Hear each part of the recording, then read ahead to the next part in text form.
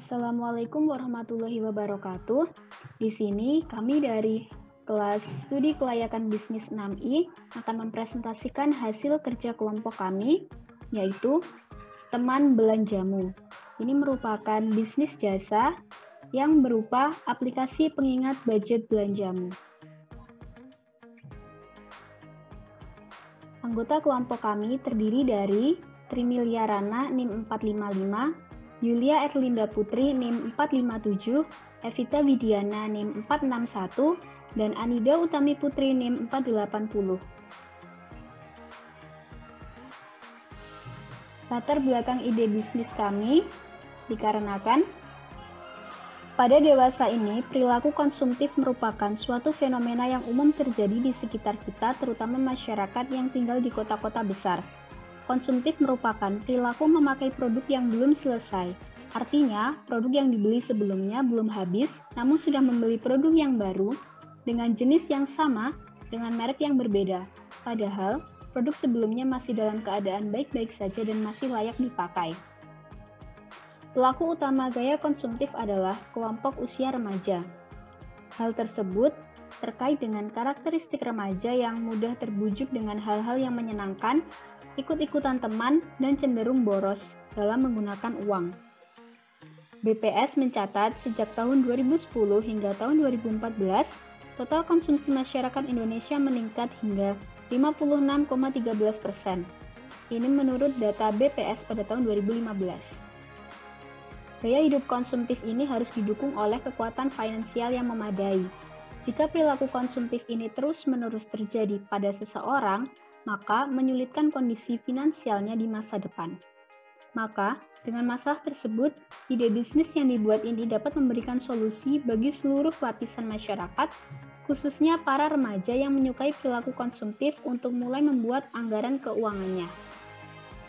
Anggaran keuangan berfungsi agar uang yang dikeluarkan ada batasannya, sehingga uang yang akan dikeluarkan sudah memiliki persentase masing-masing untuk hal-hal pengeluaran yang dibutuhkan pada waktu tertentu. Aplikasi pengingat budget belanja ini merupakan alat yang membantu untuk memberikan pengingat dalam bentuk alarm jika uang yang dikeluarkan sudah mencapai batasnya. Namun, aplikasi ini tidak akan bekerja dengan baik jika kita tidak dibarengi dengan niat dan konsisten oleh pemakainya. Selanjutnya yaitu gambaran usaha. Gambaran usaha di sini meliputi aspek yuridis, aspek teknis dan teknologis, aspek pasar dan pemasaran, aspek finansial, aspek organisasional, aspek persaingan, dan juga aspek kajian studi kelayakan bisnis dalam AMDAL. Aspek yang pertama adalah aspek yuridis, di mana aspek yuridis ini itu terdiri dari pertama ada pelaku bisnis.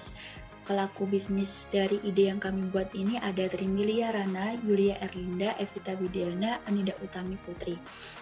Lalu aspek yuridis yang kedua adalah bisnis yang kami jalankan, di mana bisnis yang kami jalankan ini bergerak dalam bidang jasa keuangan pribadi. Lalu ada lagi aspek yuridis yang ketiga adalah mengenai lokasi dan waktu pelaksanaan, di mana lokasinya itu berada di Malang dan waktu pelaksanaannya pada tanggal 17 Maret 2021. Aspek yuridis yang ketiga adalah mengenai perizinan usaha dan izin lainnya, karena ide bisnis yang kami buat ini baru dimulai, jadi izin usaha atau izin lainnya belum ada. Lalu adanya dukungan pemerintah dan masyarakat setempat, di mana ini nanti digunakan untuk melakukan kegiatan pemasaran pada masyarakat sekitar. Yang kedua adalah adanya mengenai aspek teknis dan teknologis. Ini adalah aspek teknisnya, di mana itu ada kebutuhan bahan, peralatan, dan mesin produksi. Itu ada laptop, software pembantu, dan kuota internet. Lalu ada bahan yang diperlukan, proses pengadaan, dan cara pembayaran. Untuk software pembantu berbayar bisa melakukan pembayaran melalui ATM atau M-Banking, kuota internet bisa melalui M-Banking, Indomaret terdekat, serta toko pulsa. Lalu yang ketiga adalah mengenai proses produksi yang dilakukan. Proses produksi bisa dilakukan dengan mendownload aplikasi membantu dalam proses pengerjaan software teman belanjamu, lalu melakukan proses pembuatan software, membuat fitur-fitur, pengaplikasian fitur, pencobaan software, dan yang terakhir itu adanya evaluasi software. Ini adalah aspek teknologisnya, di mana adanya jumlah tenaga kerja yang dibutuhkan. Nah, jumlah tenaga kerja yang dibutuhkan ini terdiri dari 5 orang, 1 orang sebagai ahli bidang teknik informasi dalam pembuatan software, dan 4 orang lainnya sebagai pembantu dalam pengembangan sistem. Yang kelima adalah mengenai tata letak mesin dan alat, di mana tata letak atau layout mesin dan alat ini tidak ada mesin yang digunakan karena menggunakan software yang bisa diakses melalui handphone ataupun laptop. Aspek teknologis berikutnya adalah mengenai atribut produk. Atribut produk ini didesain atau dibuat oleh perancang desain, lalu sistem yang diamankan dengan end-to-end dan login dengan kode yang hanya dimiliki oleh pengguna. Lalu aspek yang ketiga adalah mengenai aspek pasar dan pemasaran. Di sini ada aspek pasar, bisa kalian lihat. Ini adalah tahun, terus ini tahun ramalan kedepannya ada 5 tahun, dimulai dari tahun 0 sampai 4 tahun ke depan. Ini adalah perkiraan permintaannya. Lalu X-nya diperoleh dari X dikali demand-nya ini. Lalu ini X atau X kuadrat. Jadi bisa diperoleh hasil seperti ini, dan dari hasil perhitungan di atas dapat disimpulkan bahwa hasil peramalan bisa didapat dengan menggunakan persamaan Y sama dengan 87.361,11 ditambah 5.083,333X.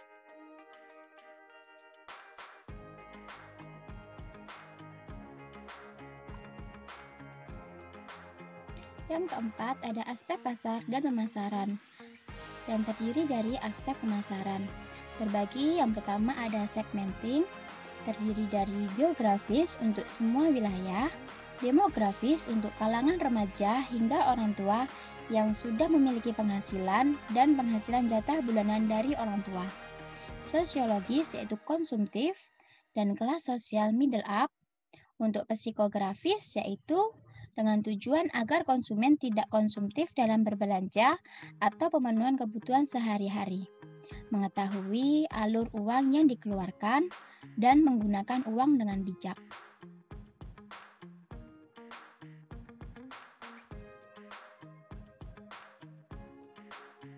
Yang selanjutnya targeting, yaitu ukuran dan pertumbuhan segmen, kemenarikan struktural segmen dan sasaran dan sumber daya yang dimiliki. Alternatif pasar sasarannya yaitu undifferentiated marketing atau produk tunggal. Yang selanjutnya yaitu ada positioning, yaitu identifikasi keunggulan kompetitif dengan menggunakan diferensiasi. Yang pertama terdiri dari produk berbeda dengan yang lain, merekap catatan planning belanja, mengetahui konsumsi belanja yang dikeluarkan secara otomatis, pengingat dalam bentuk alarm. Promosi dilakukan secara offline dan online.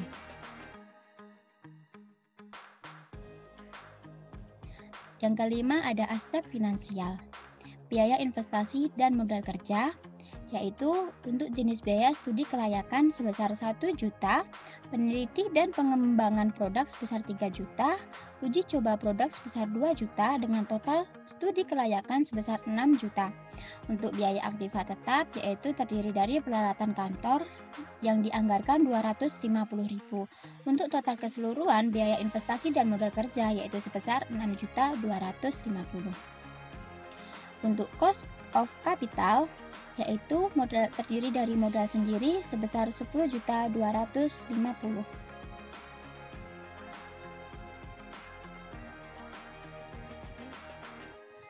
Yang keenam yaitu ada aspek organisasional, rincian kegiatan untuk Kegiatan pembuatan proposal dilakukan selama 2 hari. Untuk riset dan pengembangan dilakukan sebanyak 5 bulan. Untuk pengadaan alat yaitu menyesuaikan. Untuk proses membuat aplikasi yaitu membutuhkan waktu sekitar 3 bulan. Untuk percobaan produk atau aplikasi yaitu membutuhkan waktu besar 1 bulan. Untuk evaluasi membutuhkan waktu selama 2 minggu. Untuk promosi produk atau aplikasi membutuhkan waktu sebanyak 2 bulan. Peluncuran produk ke masyarakat membutuhkan waktu selesai dari proses promosi produk.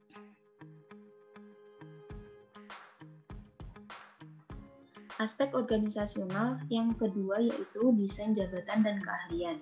Ada 4, yaitu yang pertama ada founder yang fungsinya mengatur penganggaran dan pembiayaan dan menguraikan strategi bisnis perusahaan. Yang kedua ada CEO founder, fungsinya untuk mengatur keuangan perusahaan, supervise, dan membuat laporan keuangan. Yang ketiga ada IT yang fungsinya untuk mengembangkan sistem aplikasi serta sebagai ahli teknologi. Yang keempat ada marketing yang fungsinya sebagai riset pasar dan mengembangkan strategi pemasaran.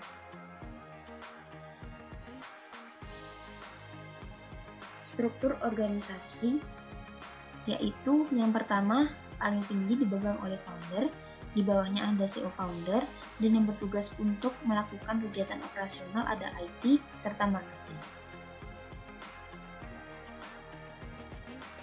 Aspek organisasional yang keempat yaitu sistem imbalan dan penggajian. Aplikasi teman belanjamu sedang tahap awal pembentukan. Gaji yang diberikan kepada setiap jajaran jabatan adalah sebesar UMR. Sistem penggajian langsung ditransfer ke rekening tujuan. Dengan pengembangan dan dilakukan dapat meningkatkan laba yang akan berpengaruh terhadap kenaikan gaji yang didapat setiap jajaran. Yang ketujuh ada aspek persaingan. Ada 4 analisis, yaitu analisis pertama, analisis pendatang baru.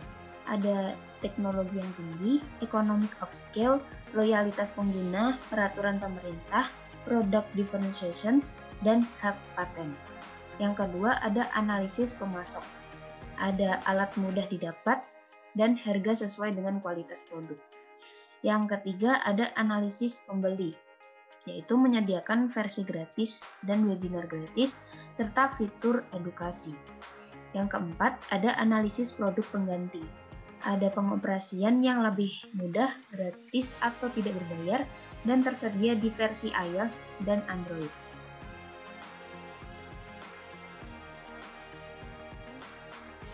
Aspek yang ke-8 adalah aspek kajian atau AMDAL. Teman belanjamu berkolaborasi dengan masyarakat dalam proses pengembangan aplikasi. Masyarakat kami memberikan edukasi tentang keuangan dan aspirasi mereka. Kami tampung dalam rangka mengetahui seberapa paham masyarakat mengenai pentingnya penganggaran.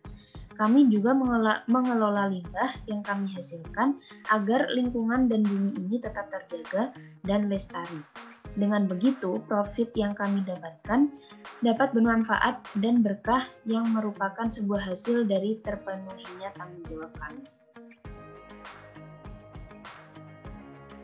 Kesimpulan dari rencana bisnis kami yaitu bisnis pembuatan aplikasi keuangan teman belanjamu ini layak untuk dijalankan.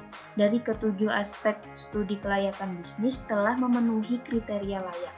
Perizinan belum tertera karena masih tahap awal perencanaan. Dari segi teknis dan teknologis telah dideskripsikan secara jelas sehingga jika terjadi hal yang terkendala dapat diatasi. Aspek pasar telah dianalisis menggunakan tren linear dan aspek pemasaran telah menentukan target, segmen, dan diferensiasi dari produk.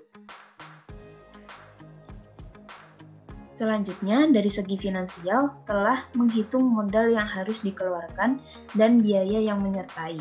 Aspek organisasional telah menjelaskan timeline kegiatan, struktur organisasi, serta job desk dan sistem penggajian melakukan transfer ke rekening setiap jajaran jabatan.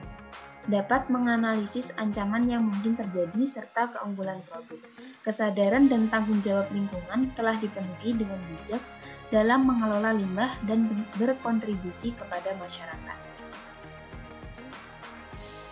Sekian presentasi dari kami. Apabila kami ada salah kata, kami mohon maaf.